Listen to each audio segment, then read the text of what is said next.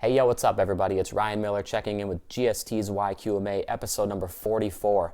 Today's episode is extremely important for anybody using programming that bases the amount that they should lift in the gym off of their estimated 1 rep max, and they expect that 1 rep max number to change and progress over time.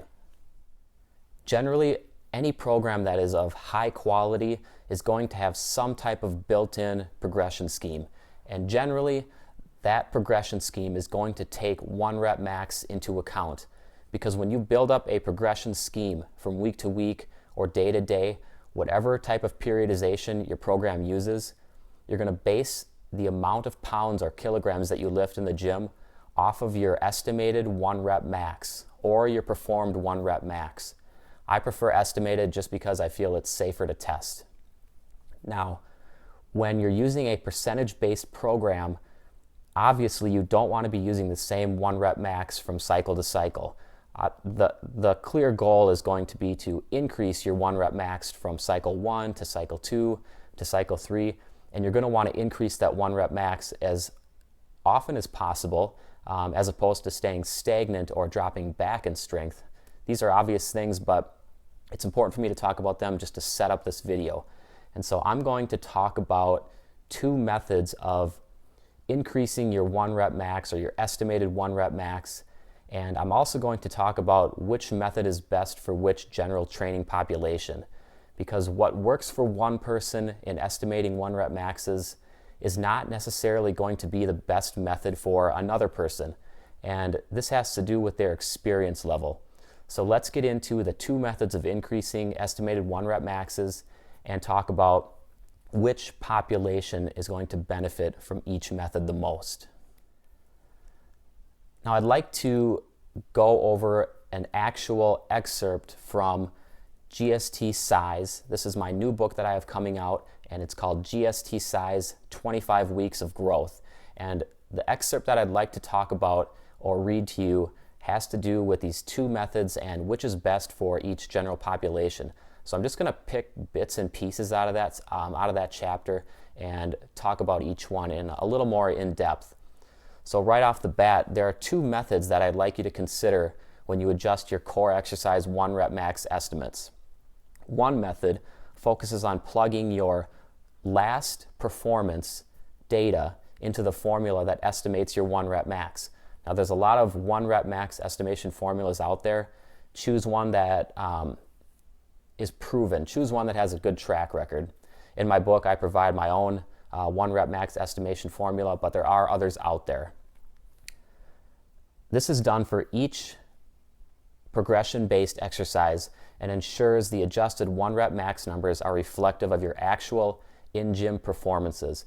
And it does this because you're using your actual last performance, as in, I lifted this many pounds for this many reps, and when I plug in those pounds lifted and reps completed into a 1 rep max estimation formula, it spits out my estimated 1 rep max. So this method is based on actual performance that you did. All right, so now the book talks about the formula that I like. We're going to skip over that, and it gives an actual real-world example, just because examples are great. Now, the second method for 1 rep max estimation relies on a standard incremental increase. To keep things simple, I recommend a standard increase of 10 pounds. Over time, these standard increases really pile up like a mountain of protein-crusted shaker cups in your kitchen sink. Don't deny it, we've all been there. For example, using a standard 10-pound increase per macrocycle would result in a very respectable 120-pound increase per progression-based exercise in just 1 year's time.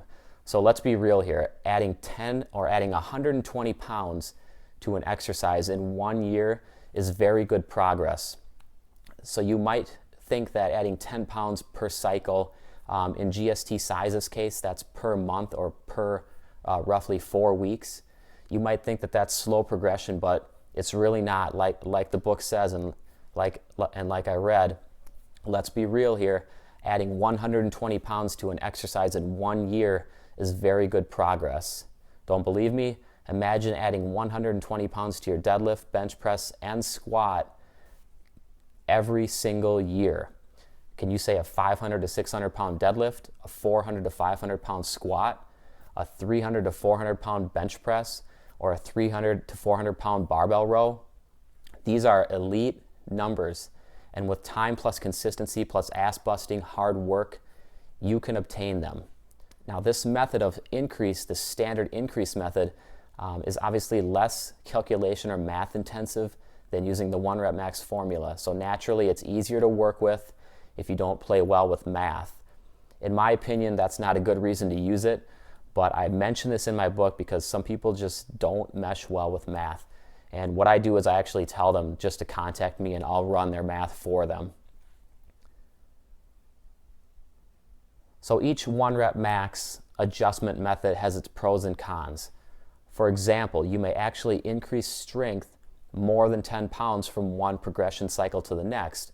So depending on your level of training experience, you are more than likely to increase more than 10 pounds per progression cycle. The standard 10-pound increase, while it's consistent, steady, and simple, would hold you back in that scenario. So that situation is actually a pro for the 1 rep max formula, because that formula can allow you to jump up more than your standard 10-pound increase, and it's a con for the standard increase method because you would be held back if you used it when you could have jumped up, say, 20 pounds or 30 pounds during that particular progression cycle.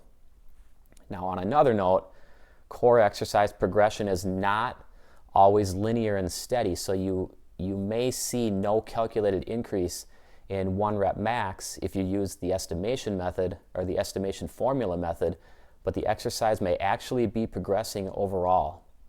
In this case, the standard increase method would push you forward where the calculated method would not, even though you may be ready for that push.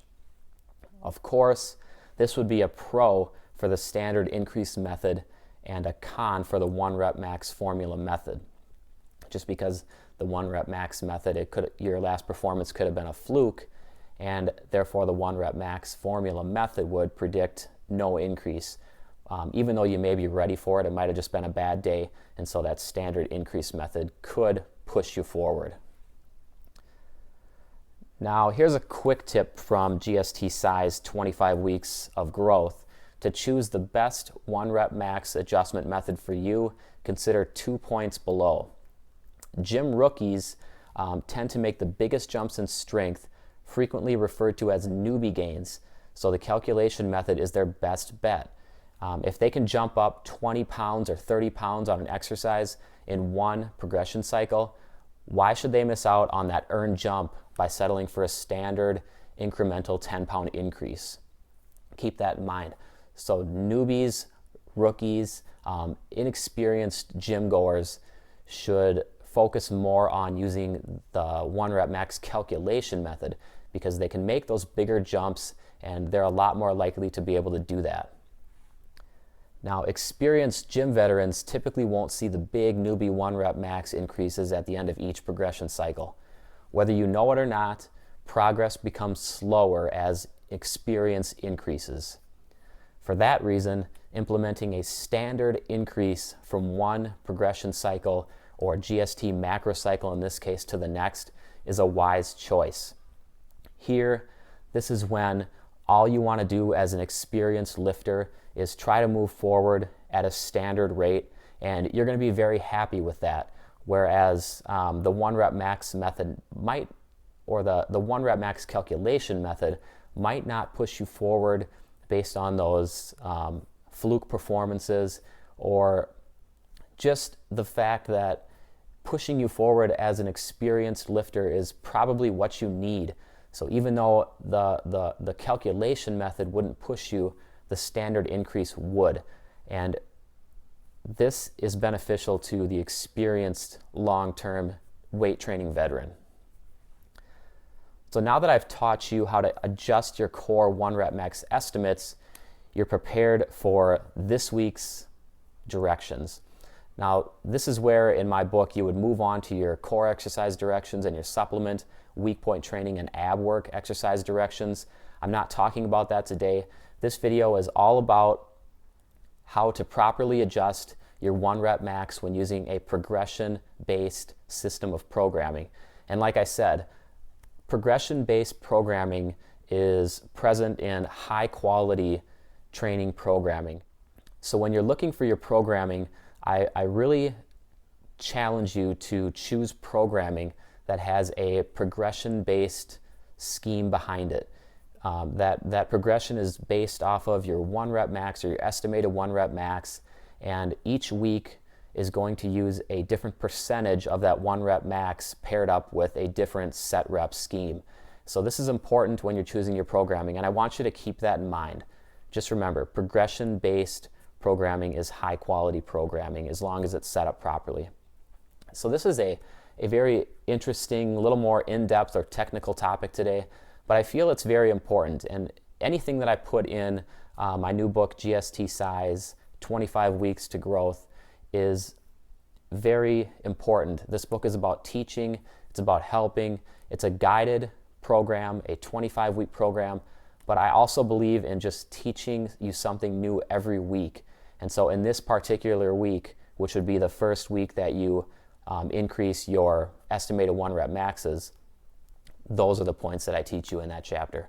So if you have any follow-up questions on this video, feel free to email me, ryan@growthstimulustraining.com. You can always text basic questions to 919-671-8585. YouTube comment below. You can Facebook message me below. And overall, I hope that you got some great information out of this video, because these are concepts that you need to know to become an advanced weightlifter or trainee. And so I hope you enjoyed this video, and please have a great rest of your Monday afternoon. As always, thank you for watching, and I definitely appreciate the views.